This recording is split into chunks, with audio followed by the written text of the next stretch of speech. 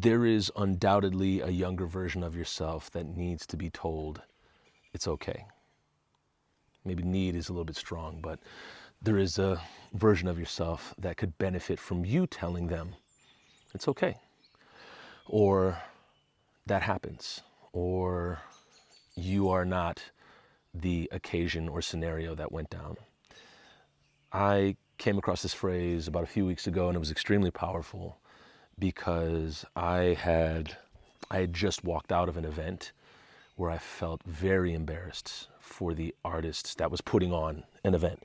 And it's just this knee-jerk thing that happens sometimes with me where I will feel secondhand embarrassment for something else that's going on with an artist or an event.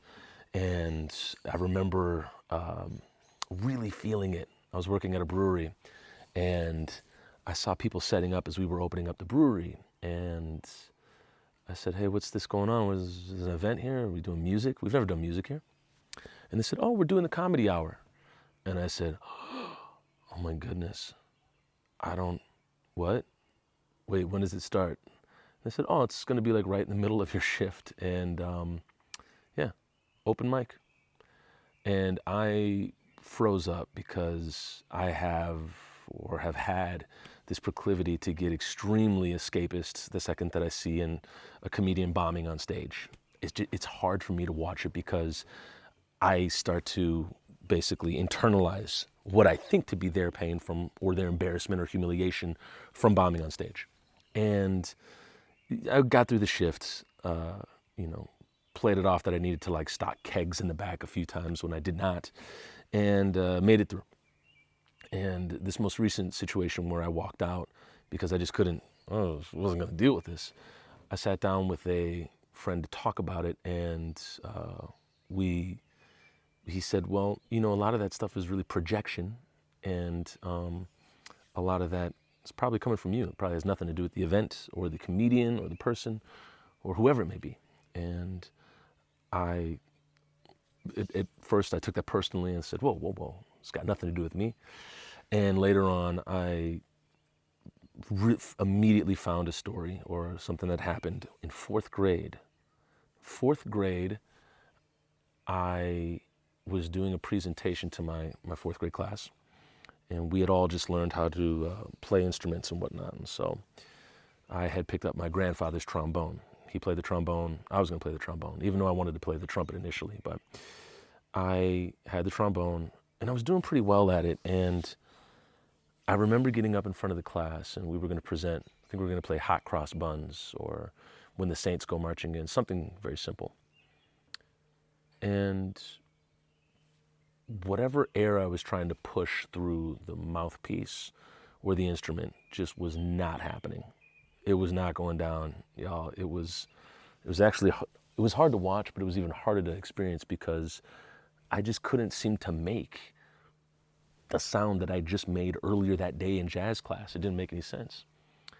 And I proceeded to essentially bomb in front of my class. And I remember running out of the classroom, leaving the trombone there in the classroom on the makeshift stage, and then crying in this vestibule. This old Minneapolis school. It's an old vestibule. It's like made of stone and whatnot. And I just cried in there, and somebody brought me the trombone, and that was that. And I never really had the opportunity to like tell that version of myself that, that stuff happens and, it's okay. But it did happen, and 35 years later, it's still a thing. And it's something that I most definitely still have in the archives. And I can take a hearty guess that it's probably something going on with you as well, or probably something that you have.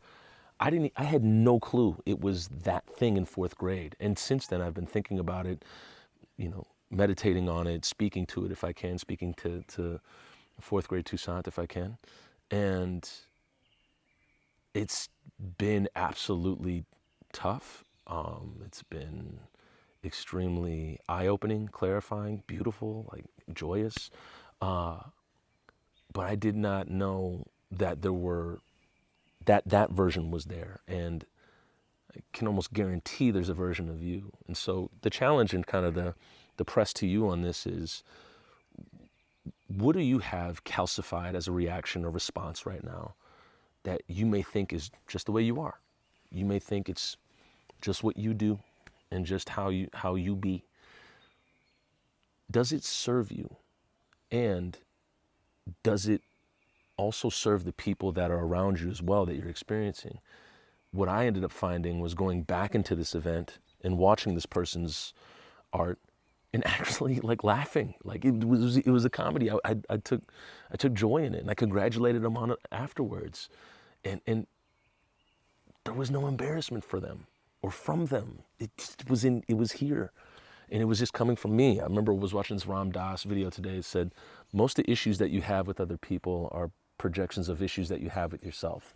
And he said, when I have an issue with somebody, I say, who do I gotta speak to up here to figure this out?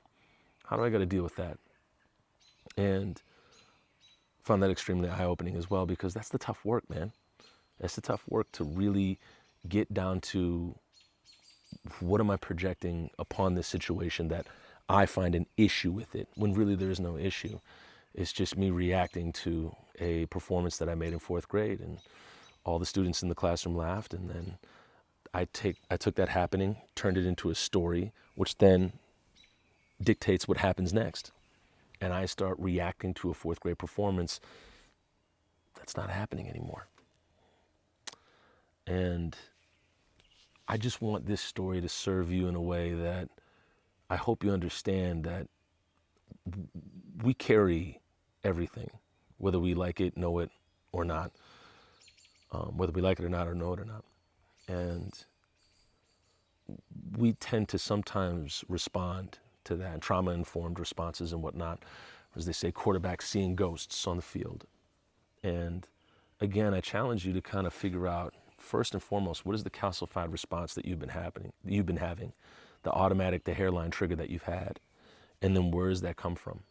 And then how can you speak to that part of yourself and give it some comfort? Tell it it's okay. Tell that inner child it's going to be all right. Yeah. This is the start of many videos on this, because I'm most definitely fascinated by this work. Haven't really touched on it yet. And I look forward to speaking to it more, but I also look forward to you hopefully beginning what that work may look like in speaking to the younger version of yourself, of what they may want to hear, need to hear, or just tell them that it's going to be okay.